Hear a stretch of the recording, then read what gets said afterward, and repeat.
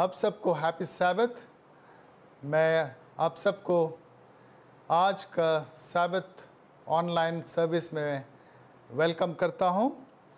और आज का सभा आगे बढ़ाने से पहले हम अपने बाइबल की ओर जाएंगे और दूसरा इतिहास उसका 7 और 14 से पढ़ेंगे। और ये कहता है कि जब यदि मेरी प्रजा के लोग जो मेरे कहलाते हैं दीन होकर प्रार्थना करें और मेरे दर्शन के खोजी होकर अपनी बुरी चाल से फिरे, तो मैं स्वर्ग में से सुनकर उनका पाप क्षमा करूँगा और उनके देश को ज्यों का त्यों कर दूँगा। परमेश्वर आज का वचन को आशीष दे। मैं आप सबको NIU प्रेयर मिनिस्ट्री की ओर से आज का सैबथ वर्शिप के लिए हार्दिक वेलकम करता हूं। और हम आशा करते हैं कि आज का जो प्रोग्राम है उससे हम सबको परमेश्वर का आशीष मिले। और आज का जो भी प्रोग्राम है वो सिर्फ परमेश्वर का स्तुति और महिमा के लिए है। आए हम अपने सर झुकाएं और विनती करें। परमेश्वर पिता, हम धन्यवाद करते हैं कि आपने हमें ये मौका दिया जहां हम अपनी गुण आपकी स्तुति और महिमा के लिए इस्तेमाल कर सकते हैं। मैं प्रार्थना करता हूं हर एक भागीदारी के लिए जो इस ऑनलाइन मिनिस्ट्री में पार्ट ले रहा है, उन सब के साथ हो, ताकि उनकी जो भी गुण है वो आपकी स्तुति और महिमा के लिए इस्तेमाल हो सके। हम प्रार्थना करते हैं उन सारे दर्शकों के लिए जो आज आपका वचन सुनेंगे, आज का प्रोग्राम से आशीष मिले। हमारे पाप और गुनाह को क्षमा कर, क्योंकि इस विनती हम यीशु मसीह के नाम से मांगते हैं, आमीन।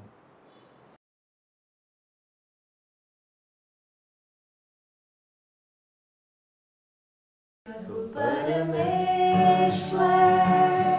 तू कितना भला है, तेरी भलाई सदा आती है। प्रभु परमेश्वर तू कितना भला है, तेरी भलाई सदा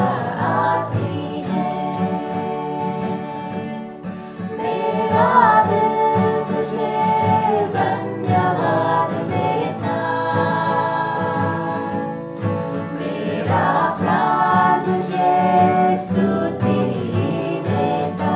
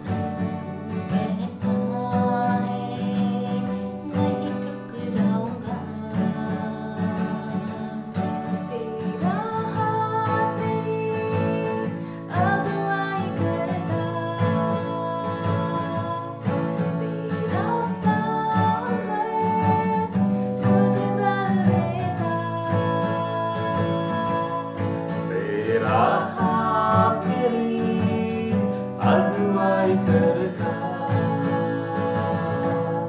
तेरा सामर्थ मुझे बल देता, मेरा प्राण तुझे स्तुति देता।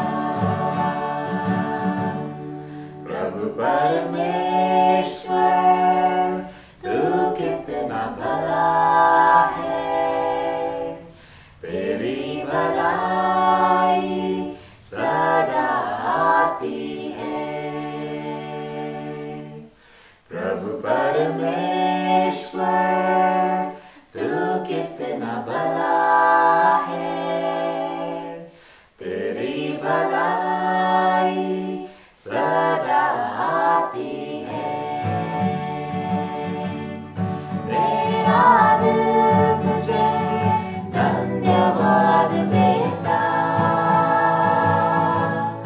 मेरा प्राण तुझे स्तुति देता।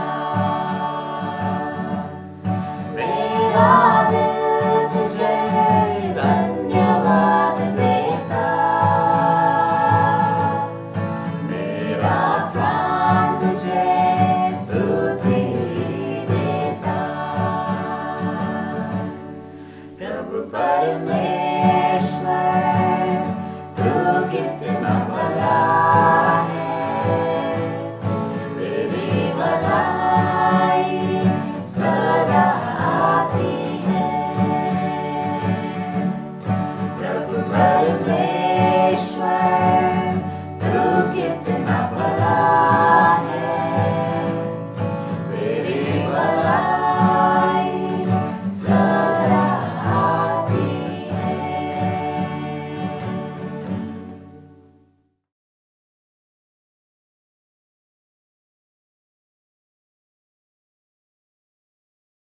टिम ने अपने जीवन में कुछ साहसिक और महत्वपूर्ण फैसले लिए।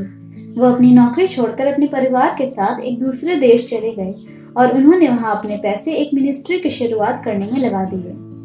ऑस्ट्रेलिया में अपना जीवन पीछे छोड़कर टिम और उनके परिवार ने कंबोडिया के सैमरिप शहर में एक जमीन खरीदी। वे वहां के गरीब बच्चों के लिए एक स्कूल खोलना चाहते थे। उन्होंने कुछ ऐसी योजनाओं का भी आयोजन किया जिससे वहां के लोग कुछ पैसे कमा पाएं।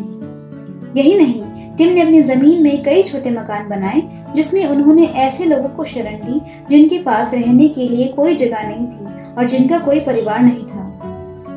प्रार्थना टिम के हर दिन का एक महत्वपूर्ण हिस्सा थी। कई साल कंबोडिया में बिताने के बाद टिम की परमेश्वर से प्रार्थना थी कि वे लोगों को परमेश्वर के पास लाने के लिए कुछ नया कर सकें। उनकी कई महीनों की प्रार्थनाओं के बाद परमेश्वर ने उनकी प्रार्थना सुनी और उन्होंने एक तितलियों का फार्म खोला जिसे देखने अलग अलग जगहों से टूरिस्ट आने लगे। उनका मकसद था कि वहां के आसपास के लोग अथवा टूरिस्ट उस फार्म में आकर परमेश्वर की खूबसूरत सृष्टि को देखें और सृष्टिकर्ता परमेश्वर के बारे में जानें, जिसने 6 दिन में इस खूबसूरत सृष्टि की रचना की।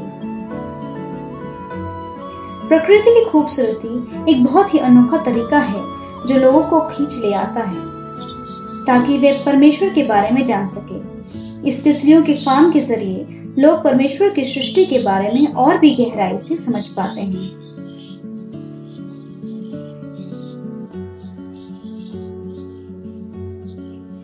जब लोग वहां आते हैं, उन्हें एक हॉल में बिठाया जाता है जहां उन्हें परमेश्वर की सृष्टि के बारे में बताया जाता है।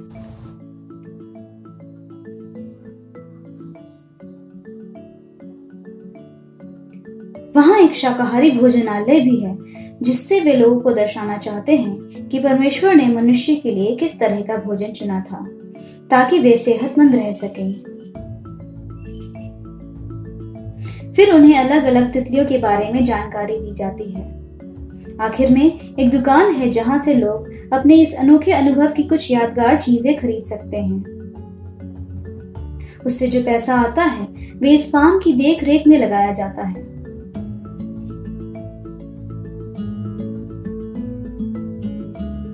यहाँ लोग बहुत सारी चीजें सीख के जाते हैं। ये फार्म बाहर से आने वाले लोगों को ही नहीं बल्कि इसकी देख रेख करने वाले लोगों के हृदय को वितरित करती है। इस फार्म की देखरेख करने वाले उनके अनाथालय के नौजवान और स्कूल में पढ़ने वाले बच्चे करते हैं।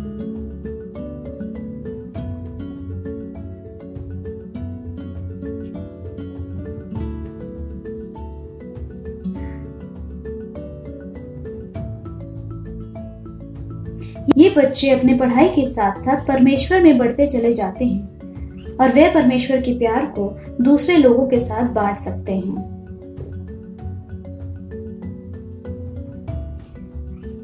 सरेया एक गरीब परिवार से आती है। टिम ने उसे अपने स्कूल में दाखिला दिया, जहां उसने परमेश्वर के बारे में जाना।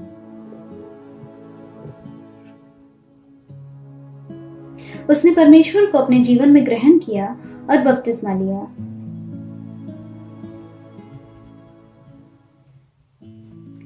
उसने वहां रहकर खाना बनाना सीखा, लोगों से मिलना सीखा और दूसरों को परमेश्वर के बारे में बताना सीखा। अब उसके पास एक नौकरी है, एक परिवार है जिसके लिए वह बहुत ही आभारी है। टिम के और उसके बटरफ्लाई पैराडाइज के लिए प्रार्थना करें।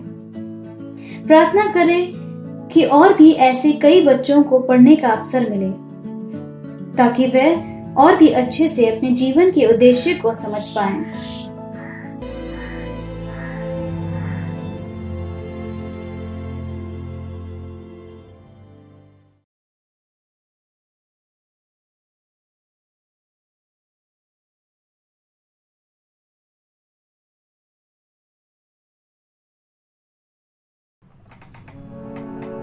आप सबको प्रभु यीशु मसीह के नाम में सलाम। आइए हम परमेश्वर की महिमा के लिए गीत गाएं। एक पंजाबी गीत है, रब दा कलाम असी सारे जग नूं सुनावांगे, प्यार ना सलाम असी सब नूं बुलावांगे। रब दा कलाम सारे जग नूं सुनावांगे, रब दा कलाम सारे जग नूं सुनावांगे। प्यार ना सलाम, प्यार ना सलाम, प्यार ना सलाम सारे जग नूं बुलावांगे। रब दा कलाम सारे जग नूं सुनावांगे, रब दा कलाम सारे जग नूं सुनावांगे। गल्लां ने कलाम दियां सच्चियां ते सुचियां, शहद नालों जादियां ने लगदियां मिठियां। गल्लां ने कलाम दियां सच्चियां ते सुचियां, शहद नालों जादियां ने लगदियां मिठियां, लगदियां मिठियां।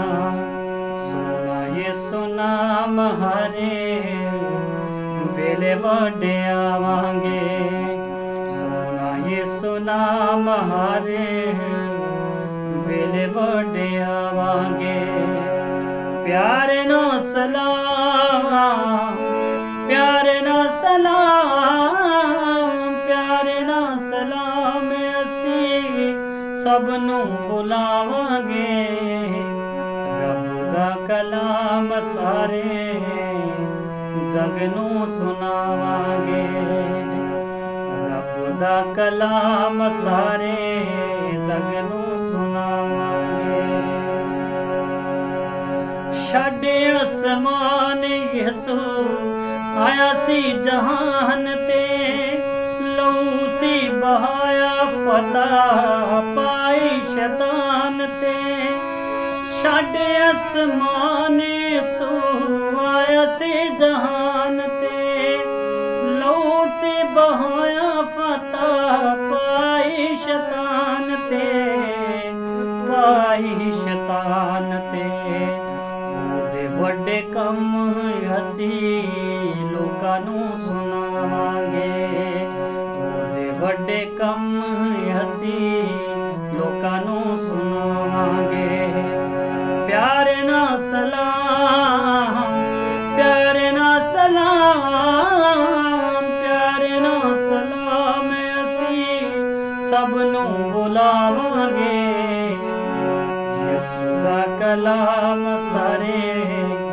जग नूं सुनावांगे रब दा कलाम सारे जग नूं सुनावांगे प्यारे ना सलाम प्यारे ना सलाम प्यारे ना सलाम असी सब नूं बुलावांगे रब दा कलाम सारे जग नूं सुनावांगे।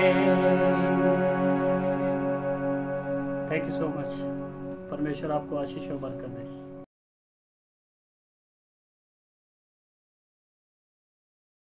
आज के सबत स्कूल के अध्ययन में मैं आप सबका स्वागत करती हूँ और प्रभु यीशु के मीठे और मुबारक नाम में आपको जय मसीह की कहती हूँ। हमारे मेहमान हैं, उनका भी मैं स्वागत करती हूँ। इससे पहले कि आज के अध्ययन में हम चले, इसको शुरू करने से पहले मैं चाहूँगी कि पास्टर फ्रैंकलिन हम सब के लिए प्रार्थना करें। आइए हम प्रार्थना करें। धन्यवाद देते हैं स्वर्गीय पिता परमेश्वर, आज के पवित्र दिन में आपने हमें मौका दिया कि हम आपके सबत स्कूल पाठ का अध्ययन कर सकते हैं। प्रभु, हम अपने आप को आपके हाथ में सौंपते हैं। आपके पवित्र आत्मा की मदद चाहते हैं कि जब आज के सबत स्कूल पाठ को हम अपने श्रोताओं तक पहुंचाते हैं, प्रभु हमारी मदद करें कि हम आज के सबत स्कूल पाठ को जबकि हम अपने अपने घरों में बैठकर सुन रहे हैं अच्छे से समझ सकें और इसको अपने जीवन में उतार सकें। प्रभु यीशु मसीह के नाम से मांगते हैं, आमीन आमीन। आज के हमारे त्रिमास का ये तीसरा सबत है और इसका शीर्षक है कि यीशु मसीह के आँखों से लोगों को देखना। हम आज के पाठ में जो कुछ भी सीखेंगे, इससे पहले मैं चाहूँगी कि आज की जो याद वचन है उसको हम पढ़ें। हमारा आज का याद वचन मत्ती की इंजील उसके 14 अध्याय के 19वें पद से लिया गया है, जिसमें इस तरह से लिखा है, यीशु ने उनसे कहा, मेरे पीछे चले आओ तो मैं तुमको मनुष्यों के पकड़ने वाले बनाऊंगा। और जो आज हम सीखेंगे, हमारा अध्ययन जो रहेगा ख़ास तौर से कि यीशु मसीह ने किस तरह से, किस नज़रिए से लोगों को देखा अपनी मसीही सेवा काल में। जब वो दुनिया के बीच में गए, लोगों के बीच में गए, तो उनका कैसा व्यवहार लोगों के साथ रहा, किस तरह उन्होंने लोगों को ढूंढा और उनके जीवन में उन्होंने क्या क्या अचरज भरे काम किए, किस तरह से वो उद्धार के मार्ग पर उनको लेकर आए। आइए हम आज का जो हमारा रविवार का पाठ है उसका शीर्षक है दूसरा स्पर्श, जिसमें मैं हमारे बीच में पास्टर फ्रैंकलिन से चाहूँगी कि वो प्लीज़ इस बात पर रोशनी डालें कि प्रभु यीशु मसीह अपनी सेवकाई के समय में उन्होंने बहुत से चमत्कार किए, परंतु बैतसैदा में उन्होंने एक अंधे को चंगा किया। उसमें क्या एक अजीब बात थी, उसको चंगा करने में क्या विशेष उन्होंने किया, ये हम जानेंगे उनके द्वारा। हम रविवार के पाठ में हैं जिसका शीर्षक दूसरा स्पर्श है। हम सब जानते हैं कि जब यीशु मसीह इस दुनिया में थे, यीशु मसीह ने बहुत सारे आश्चर्यक्रम और बहुत सारे चमत्कार किए हैं और उन्हीं बहुत सारे आश्चर्यक्रमों में से, चमत्कारों में से हम एक ऐसा आश्चर्यक्रम जिसका वर्णन जो है मत्ती उसके 8वें अध्याय उसके 22वें पद से लेकर 26वें पद तक जिसमें उसका वर्णन है। और बताया जाता है कि इस अध्याय में जो है हम एक ऐसे आश्चर्यक्रम को पाते हैं जबकि यीशु मसीह जो है वो बैतसैदा में आते हैं। जब हम बैतसैदा की बात करते हैं, बैतसैदा जो है वो यरूशलेम का एक हिस्सा है और ये सी आप गलीली के पास, गलीली समुद्र के पास है। और हम बताया जाता है कि यहाँ पर जो है एक कुंड है और इस कुंड के जो है 4-5 ऐसे हिस्से हैं और जहाँ पर नाना प्रकार के जो बीमारी से ग्रस्त हुआ करते थे लोग, वहाँ पर वो आकर रहा करते थे जिससे कि वो जो है वो चंगाई को प्राप्त कर सकें। बताया जाता है कि ये मान्यता थी कि परमेश्वर का जो स्वर्गदूत है वो अपने नियुक्त समय पर जो है उस कुंड में, जो उसको इब्रानी शब्द जिसका अर्थ है बैतसैदा, वहाँ पर आया करता था और जब स्वर्गदूत पानी को हिला दिया करता था और उसके हिलाने के जाने के बाद जो व्यक्ति पहली बार तुरंत जो है या तो छलांग लगा ले या कूद जाए या उसमें उतर जाए, वो जो है अपनी बीमारी से जो है बिल्कुल भी जो है वो चंगा हो जाता था, चाहे उसकी बीमारी जो है कितनी बड़ी से बड़ी जो है वो क्यों ना हो। उसी प्रकार से हम देखते हैं कि ये अंधा व्यक्ति जो है जिसका वर्णन जो है हम मरकुस उसके 8वें अध्याय के 22वें से 26वें पद में जो है वो पाते हैं। यहाँ पर यीशु मसीह जो है, ये घटनाक्रम जो है उस समय का है। यीशु मसीह जो है बैतसैदा में आते हैं उस दौरान जो है कुछ लोग इस अंधे व्यक्ति को यीशु मसीह के पास लेकर आते हैं और यीशु मसीह से जो है वो विनती निवेदन आग्रह करते हैं कि यीशु मसीह आप इस अंधे व्यक्ति को क्या करें, आप चंगा करें। और हम यहाँ पर देखते हैं कि यीशु मसीह तुरंत जो है इस अंधे व्यक्ति को जो है गांव से बाहर लेकर जाते हैं और ले जाने के बाद जो है अपना थूक जो है हाथ में लेकर उसके आंखों में रखते हैं और अपना हाथ उस पर रखते हैं और उससे पूछते हैं कि क्या कुछ तू देख सकता है।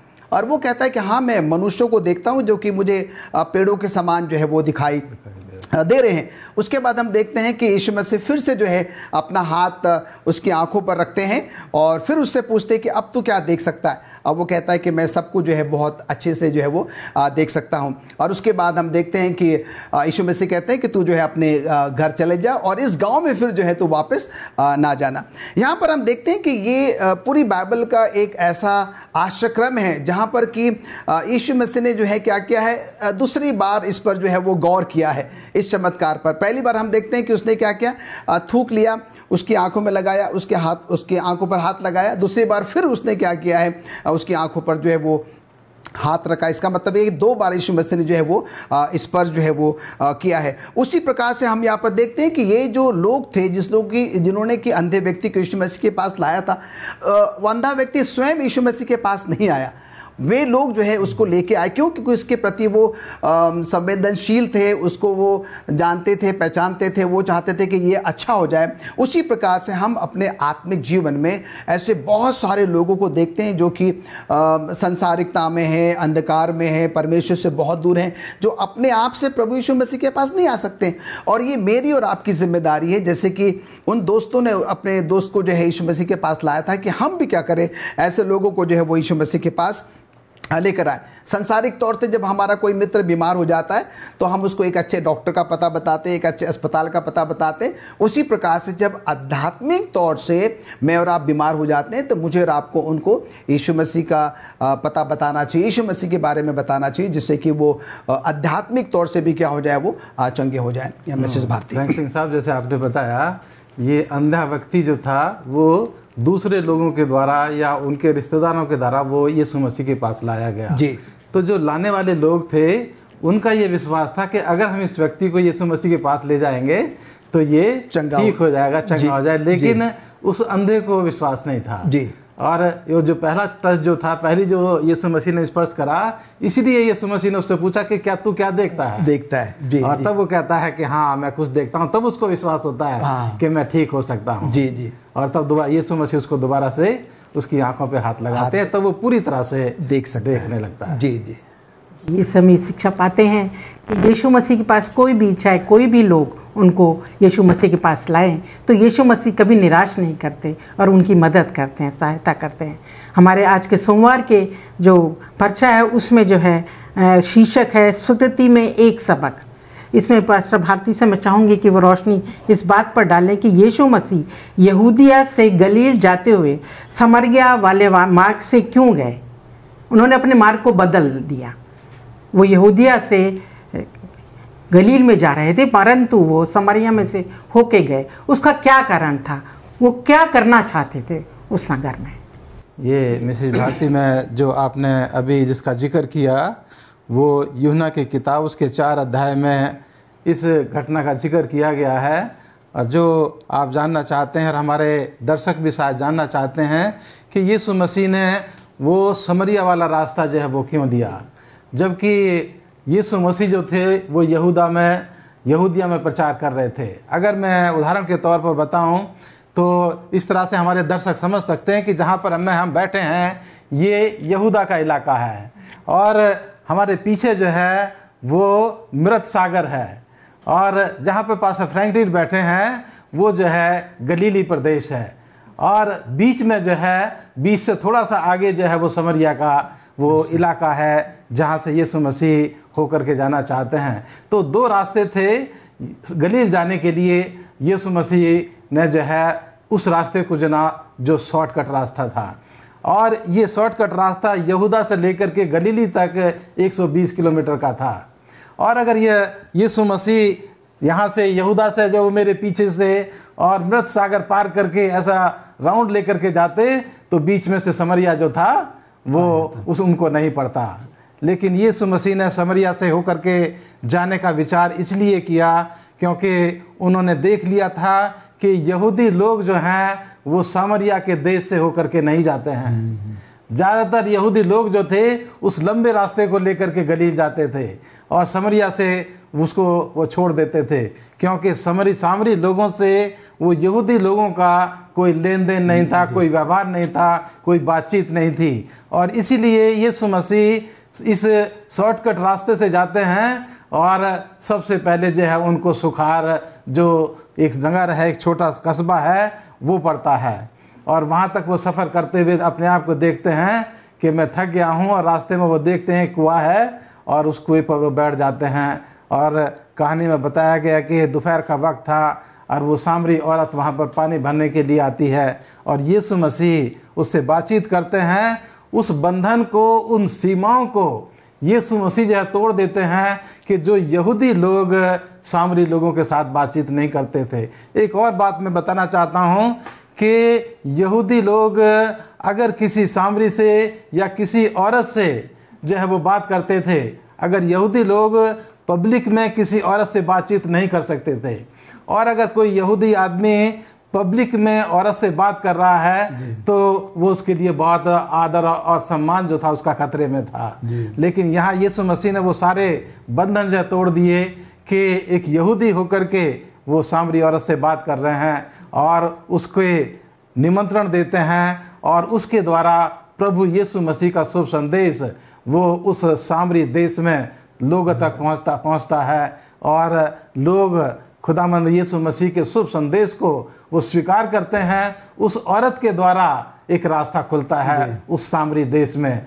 जिस तरफ से यीशु मसीह ने जाने का निश्चय जो है वो किया। तो यहाँ पर मैं बताना चाहता हूँ कि यीशु मसीह का शुभ संदेश वो तमाम देशों के लिए, तमाम शहरों के लिए, तमाम जातियों के लिए है। यीशु मसीह ने उसके लिए रास्ता खोल दिया, और यीशु मसीह सब लोगों को प्यार करता है। ये नहीं कि वो केवल यहूदी लोगों को प्यार करता है, सामरी लोगों को वो प्यार नहीं करता। और यीशु मसीह ने ये करके ये दिखा दिया कि मैं सब लोगों को प्यार करता हूँ, और मेरी ये दिली इच्छा है कि तमाम लोग जो हैं वो परमेश्वर के स्वर्गीय राज में वो बचाए जाएं। और इसलिए यीशु मसीह जो हैं उस रास्ते से होकर के और उन बंधनों को तोड़ते हुए, उन रीति रिवाजों को ख़त्म करते हुए, और वो जो है गलील में वो पहुंचते हैं। हाँ, पास्टर भारती, देखिए बहुत अच्छी बात है जो कि हम यूहन्ना 3:16 में पाते हैं कि परमेश्वर ने जगत से ऐसा प्रेम किया।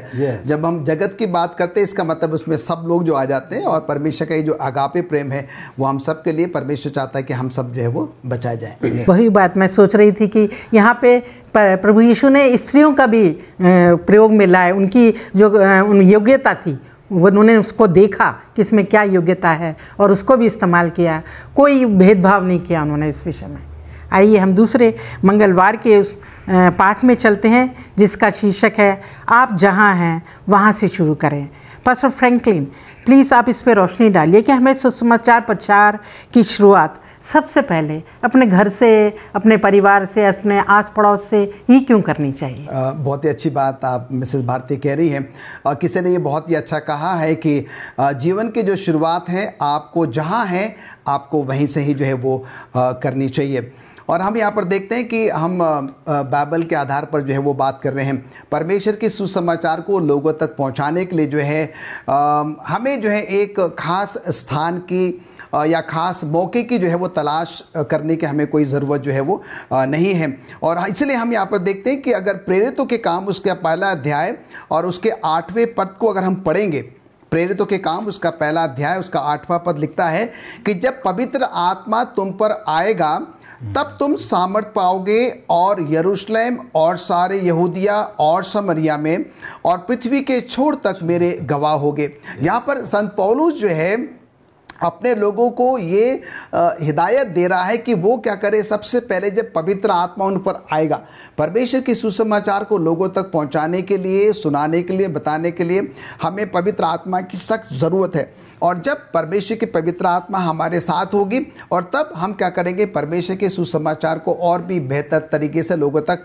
पहुंचा सकेंगे। और इसलिए वो हमसे ये फिर कहता है कि हमें इसकी शुरुआत अपने घर से करना है। यहाँ पर वो कहता है कि यरूशलेम, फिर फिर सारे यहूदिया, फिर समरिया और फिर पृथ्वी के छोर तक। तो यहाँ पर जैसे मिसेस भारती आपने प्रश्न किया कि हमें सुसमाचार प्रचार का जो काम है अपने परिवार से ही क्यों करना ज़रूरी है। ये बहुत ही लाजमी है कि हम परमेश्वर के सुसमाचार का प्रचार जो है अपने घर से करें, अपने परिवार से करें, अपने रिश्तेदारों से, अपने मित्रों के साथ करें, अपने आसपास के लोगों के साथ जो है वो करें। और जब हम ऐसा करेंगे तो क्या होगा कि उसमें वो अर्थपूर्ण होगा, लोग उसको बेहतर तरीके से जो है वो समझ सकेंगे। उसके साथ ही साथ हम जो है एक अच्छा उदाहरण जो है लोगों को लेकर कर सकते हैं, हम साबित जो है वो कर सकते हैं। और मिसेस भारती इसके साथ ही साथ हमें परमेश्वर के सुसमाचार को सुनाने के लिए जो है ज़्यादा शिक्षित होने की ज़रूरत नहीं है, बड़े योग्य होने की ज़रूरत नहीं है, हमें प्रभावशाली या प्रतिभाशाली होने की जो है वो ज़रूरत नहीं है। कई लोगों को आपने सुना होगा, वो ये कहते हैं कि भाई अगर मुझे ये औहदा मिल जाएगा या मैं ये कर लूँगा या वो कर लूँगा तभी मैं क्या करूँगा, परमेश्वर के सुसमाचार का जो है वो प्रचार करूँगा। ये सारे जो है ये बहानेबाजी हैं। पर हम यहाँ पर देखते हैं कि परमेश्वर के सुसमाचार को शुरू करने के लिए हम जहाँ भी हैं, जैसे भी हैं, हम क्या कर सकते हैं, उसकी शुरुआत हम कर सकते हैं। तो यहाँ पर अगर हम पहला यूहन्ना उसका पहले अध्याय के 40वें पद में जाएं तो यहाँ पर जो अंद्रियास है, जब उसने यूहन्ना बपतिस्मा वाले के बारे में सुना, उसने अपने भाई जो कि शमौन पतरस है उसको उसने क्या कराया, सुनाया। उसके बाद अगर आप यूहन्ना 6:5 से 11 में जाएँ तो हम यहाँ पर देखते हैं कि जो अंद्रियास है और उसने फिर क्या किया कि वो जो छोटा सा लड़का था, जबकि भोजन चेलों के पास नहीं था, यीशु मसीह ने कहा कि आप इनको भोजन जो है वो बांटो। तो हम देखते हैं कि अंद्रयास क्या करता है, वो छोटा लड़कों को इंट्रोड्यूस करता है, उसका परिचय देता है कि इसके पास 5 रोटी और 2 जो है वो मछली है। उसके बाद हम यूहन्ना 12 में जाएं, उसके 20वें पद से लेकर 26वें पद तक, यहाँ हम देखते हैं कि कुछ लोग थे जो यूनानी लोग थे, जो कि गलीली से के बेतसदा से जो है वो आराधना करने के लिए आए थे। वे लोग फिलिपुस से मिलते हैं और फिलिपुस उनको क्या करता है, अंद्रयास के पास जो है वो लेकर जाता है। उनसे कहता है कि ये लोग यीशु मसीह से जो है वो मिलना मांगते हैं। और फिर ये दोनों मिलकर जो है अंद्रयास और फिलिपुस जो है लेकर उनको यीशु मसीह के पास जाते हैं। और तब यीशु मसीह उनसे कहता है कि जब हम बीज बोते हैं और वो बीज जब तक कि वो ज़मीन में नहीं चला जाता, वो अकेला होता है, पर जब वो ज़मीन में चला जाता है तो वो कुछ समय के बाद अंकुरित होता है। और यीशु मसीह ये कहते हैं कि जो कहता है कि मैं प्रभु यीशु मसीह के साथ हूँ, परमेश्वर के साथ हूँ, अगर वो अपने आप को नहीं त्यागता है, अपने आप को प्रभु यीशु मसीह के लिए नहीं छोड़ता है, तो वो जो है वो मेरा चेला या मेरा शिष्य जो है वो नहीं है। तो कहने का मैडम तात्पर्य यहाँ पर ये है कि प्रभु यीशु मसीह के सुसमाचार को शुरू करने के लिए हम जहाँ भी हैं, जैसे भी हैं, जिस भी अवस्था में हैं, हम क्या कर सकते हैं, उसकी जो है वो शुरुआत हम कर सकते हैं। जैसे कोई भी व्यक्ति है, किसी का भी उदाहरण ले सकते हैं कि कोई भी व्यक्ति जिसने मसीह को ग्रहण कर लिया है जी, और उसका जीवन बदल गया है, तो सबसे पहले उसका असर उसके परिवार में होगा जी, क्योंकि उसके परिवार वाले उसे बेहतर तरीके से जानते हैं। उसके बाद जो है वो पड़ोसियों में होगा, उसके बाद जो उसके गांव में होगा, फिर शहर में होगा। जैसे आपने प्रेरितों की किताब उसका पहला अध्याय और 8वीं आयत पढ़ी कि सबसे पहले यरूशलेम में, यहूदिया में, सामरिया में और दुनिया के अंत जी। तो हमें सबसे पहले हमारे जीवन जो बदला हुआ जीवन है मसीह में, उसमें घर में जो है सबसे पहले उसका असर जो है वो पता लगेगा। जी जी जी। मैं एक रोमियो की पुस्तक उसके 15 अध्याय से एक वर्ष पढ़ना चाहती हूँ। रोमियो की पुस्तक 15 पाठ और उसका दूसरी आयत इस तरह से लिखी, हम में से हर एक अपने पड़ोसी को उसकी भलाई के लिए प्रसन्न करें और उसकी उन्नति हो। हमारे को ये बाइबल भी बताती है कि हमें जो है पर पहले शुरुआत अपने पड़ोसी, अपने परिवार से ही करनी चाहिए, ताकि उनकी उन्नति सबसे पहले हो। आइए हम आगे चलते हैं हमारे बुधवार के अध्ययन में, जिसका कि शीर्षक है मुश्किलों से निपटना। पास्टर भारती, आपसे मैं जानना चाहती हूँ, आप प्लीज़ इस विषय पर रोशनी डालें। मसीही जीवन में यदि आपकी मुलाकात कट्टरपंथी लोगों से हो जाए तो आप उसको कैसे उन लोगों को समझाएंगे, कैसे उनसे बातचीत करेंगे, आपका रवैया उनके साथ कैसा होना चाहिए? हर एक मसीही व्यक्ति के जीवन में ये कभी ना कभी ये मौका आ जाता है कि ऐसे कट्टरपंथी लोगों से मुलाकात हो जाती है। और ये हम सब के लिए और हमारे दर्शकों के लिए भी ये सीखने के लिए है कि हम प्रभु यीशु मसीह का उदाहरण अपने जीवन में इस्तेमाल करें। और इसके लिए मैं मरकुस की किताब उसका 12 अध्याय की 28 और 29 आयत को यहाँ पर पढ़ना चाहता हूँ। यहाँ लिखा है कि शास्त्रियों में से एक ने आकर उन्हें विवाद करते सुना और ये जानकर कि उसने उन्हें अच्छी रीति से उत्तर दिया, उससे पूछा, सबसे मुख्य आज्ञा कौन सी है? यीशु ने उत्तर दिया, सब आज्ञाओं में से यह मुख्य है, हे इस्राएल सुन, प्रभु हमारा परमेश्वर एक ही प्रभु है और तू अपने प्रभु अपने परमेश्वर से अपने सारे मन से, सारे प्राण से, सारी बुद्धि से और सारी शक्ति से प्रेम रख।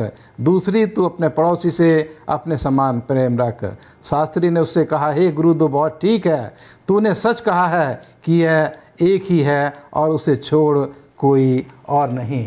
तो ये यीशु मसीह जो हैं एक शास्त्री से, एक फरीसी से बात कर रहे हैं जो उस ज़माने बहुत कट्टरपंथी लोग थे, और यीशु मसीह के पास वो बातचीत करने के लिए आता है और यीशु मसीह उसकी बात को बड़े ध्यानपूर्वक सुनते हैं और बीच बीच में उससे जो है कुछ और भी वो जानना चाहते हैं, उससे सवाल पूछते हैं। तो इस तरह से यीशु मसीह जो है उसके मन को पढ़ करके उसको जो बताते हैं कि प्रभु एक ही है, जिसको हमें अपने मन से, अपने दिल से, अपनी सारी सामर्थ्य से उसे हमें प्यार करना है। और ये वो फरीसी ये विश्वास करता था कि एक ही परमेश्वर है। तो हमारे जीवन में जब कभी ऐसी घटना हो कि कोई कट्टरपंथी हमारे सामने आ जाए और उससे मुलाकात हमारी हो और वो हमसे कुछ जानना चाहे, तो हम सबसे पहले उसकी बात को ध्यानपूर्वक धीरज के साथ सुने, बहुत तसल्ली के साथ सुने और बीच बीच में हम उससे और भी कुछ जानने की कोशिश करें सवाल पूछ करके, और उसके बाद उसके विचार के मुताबिक ही हम जो है वो उत्तर दें जो उसको भी जो है वो अच्छा लगे। जैसे फॉर एग्ज़ाम्पल मैं बताना चाहता हूँ कि अगर आपकी मुलाकात किसी मुस्लिम व्यक्ति से हो जाए तो आप जो है उससे स्वर्गदूतों के बारे में बातचीत करें, क्योंकि स्वर्गदूतों के बारे में मसीह लोग भी विश्वास करते हैं और मुस्लिम लोग भी जो है वो विश्वास करते हैं। तो उसको अच्छा लगेगा सुन करके और आपकी बात का सिलसिला जो है वो आगे बढ़ेगा और आप उसको जो है अपनी तरफ खींचने का एक जरिया जो है वो ढूंढ सकते हैं। तो इस तरह से हमें जो कट्टरपंथी लोग हैं, जो थोड़े से सख्त मिजाज के लोग हैं, उनसे बड़े प्यार के साथ, बड़े धीरज के साथ उनकी बात को सुनना और उनसे और जानकारी हासिल करके उनके मत के मुताबिक, उनके विचार के मुताबिक उनके सामने जो है सवाल रखना और उत्तर देना हमारे लिए ये सबसे अच्छा है जो खुदावंद यीशु मसीह ने हमें रास्ता दिखाया। आपने देखा होगा पास्टर भारती, जब यीशु मसीह इस दुनिया में थे, जब यीशु मसीह अपने चेलों से बात करते थे तो वो उनके स्तर में आ जाते थे, उनके लेवल में आ जाते हैं। और ये बहुत ज़रूरी है, जैसा भी आपने कहा कि जैसे व्यक्ति से आप बात कर रहे हैं आपको उनके स्तर पर आने की ज़रूरत है, जिससे कि आप उनको यीशु मसीह के बारे में बेहतर तरीके से समझा सकें। जी, और उनको आदर देना, सम्मान दें ताकि उनको अच्छा लगे। आइए हम थर्सडे बृहस्पतिवार के अध्ययन में चलते हैं, जिसका विषय इस तरह है, संवेदनशील अवसर प्रदान करना। सुअवसर एवं संभावनाओं का हम कैसे लाभ उठा सकते हैं, ये प्रभु यीशु मसीह का संदेश दूसरों तक पहुंचाने में हमारी किस तरह मदद कर सकते हैं। कई बार संवेदनशील और सुअवसर हमको मिलते हैं पास्टर फ्रैंकलिन, तो उनका हम किस तरीके से लाभ उठा सकते हैं और प्रभु के कार्य में उसको हम किस तरह इस्तेमाल में ला सकते हैं। आपने यहाँ पर दो शब्दों का प्रयोग किया है, सुअवसर और संवेदनशीलता या संभावनाएं जो है। तो यहाँ पर हम देखते हैं कि जब आप प्रेरितों के काम की पुस्तक को जब आप अध्ययन करेंगे, बहुत सारी ऐसी कहानियाँ जो हैं हम इसमें पाते हैं और हम देखते हैं कि ये कहानियाँ जो हैं यीशु मसीह के शिष्यों के द्वारा वो उन कामों का वर्णन करती है जो उन्होंने प्रभु यीशु मसीह के सुसमाचार को लोगों तक पहुंचाने में या प्रचार करने में जो है वो किया है। और हम यहाँ पर ये भी देखते हैं कि अगर आप प्रेरितों के काम से शुरू से लेकर उसके आखिर तक में जाएं तो ऐसे बहुत सारी ऐसी बातें हैं जहाँ पर कि हम देखते हैं कि परमेश्वर के संदेश को लोगों तक पहुँचाने में उनको थोड़ी परेशानियाँ भी हुई।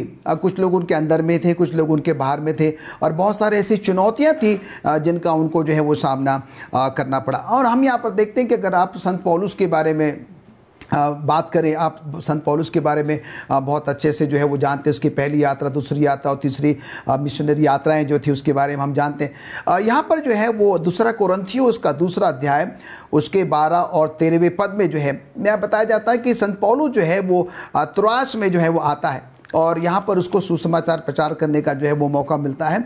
और जब वो यहाँ पर आता है तो वो अपने भाई तीतुस को जो है वो नहीं पाता है, तो वो थोड़ा सा दुखी हो जाता है। और उसके बाद हम देखते हैं कि वो तुरंत जो है अपना काम करके जो है वो मकेदुनिया को जो है वो चला जाता है और उसके बाद वहाँ पर सुसमाचार का प्रचार करता है। और वहाँ पर प्रचार करने के बाद हम ये भी देखते हैं कि परमेश्वर उसको जो है पूरे यूरोपीय महाद्वीपों में क्या करता है, उसके लिए द्वार खोल देता है कि वो जाके वहाँ पर क्या करे, वो सुसमाचार का जो है वो प्रचार करे। कहने का मतलब यहाँ पर देखते हैं कि संत पौलुस को परमेश्वर बार बार अवसर दे रहा है, मौके दे रहा है कि कैसे वो लोगों के पास जाकर जो है परमेश्वर के सुसमाचार का प्रचार जो है वो कर सके। हम प्रेरितों के काम उसके 8वें अध्याय में जाएं, अगर उसके 26 से लेकर 38वीं आयत तक, यहाँ पर जो है एक ऐसा उदाहरण है, एक फिलिपुस और खोजे का जो है वो कहानी है यहाँ पर, या वार्तालाप हम यहाँ पर देखते हैं कि कैसे जो है स्वर्गदूत जो है वो फिलिपुस के पास आता है और उससे कहता है कि जो है तू क्या कर कि यहाँ उठ और तू क्या करके उस रेगिस्तान के जो है वो रास्ते पर, यरूशलेम के रास्ते जो कि गाजा की ओर जाता है, जो कि एक रेगिस्तान का मार्ग है, वहाँ पर जा।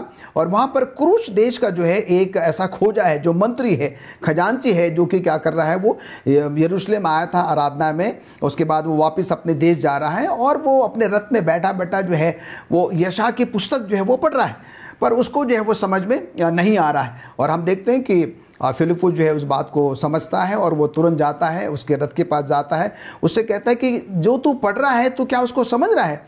और वो कहता है कि भाई मैं कैसे समझ सकता हूँ जब तक कि मुझे जो है वो ना समझाए। तो हम देखते हैं कि फिर फिलिप जो है उसके साथ रथ में बैठ जाता है, फिर उसको जो है वो समझाता है, उसको जो है वो बताता है। कहने का मतलब यहाँ पर ये है कि हमें परमेश्वर कई बार ऐसे अवसर देता है कि हम क्या करें, लोगों के पास जाएं, लोगों को परमेश्वर के बारे में जो है वो बताएं। और इन अवसरों को मुझे और आपको बिल्कुल भी गंवाना जो है वो नहीं चाहिए, और इन अवसरों का हमें क्या करना चाहिए, पूरा जो है वो फ़ायदा उठाना चाहिए। कई बार हम सोचते हैं कि नहीं मैं छोटा हूँ, शायद मैं इतना पढ़ा लिखा नहीं हूँ, इतना योग्य नहीं हूँ, पर जो भी छोटा छोटा अवसर आपको मिलता है, आप कहीं भी क्यों ना हो, आप क्या कर सकते हैं, परमेश्वर के सुसमाचार को, परमेश्वर के संदेश को लोगों तक पहुँचा सकते हैं। परमेश्वर जो है वो हर एक व्यक्ति के जीवन में सुअवसर देता है जी, लेकिन ये डिपेंड करता है, ये निर्भर करता है उस व्यक्ति के ऊपर कि वो अपनी मन की आंखों को खोल करके देखे कि परमेश्वर ने कितने सुअवसर मेरे सामने बिछा करके रखे। जी सही कह रहे। ज़रूरी है कि हम लोग जो हैं उस बात को सीखें, जाने प्रभु हमसे क्या कराना मांग रहा है, और प्रार्थना के साथ अगर हम चलेंगे तो हमेशा हमें प्रभु की मदद उसके कार्य करने में मिलेगी। आइए हम शुक्रवार के लेसन में चलते हैं, जिसको मत्ती की इंजील उसके 9वें अध्याय की 37वीं 38 पद में इनका पदों का क्या अर्थ है। मैं चाहूँगी कि पास्टर भारती आप इस पदों पर रोशनी डालें, मत्ती की पुस्तक 9वें अध्याय की।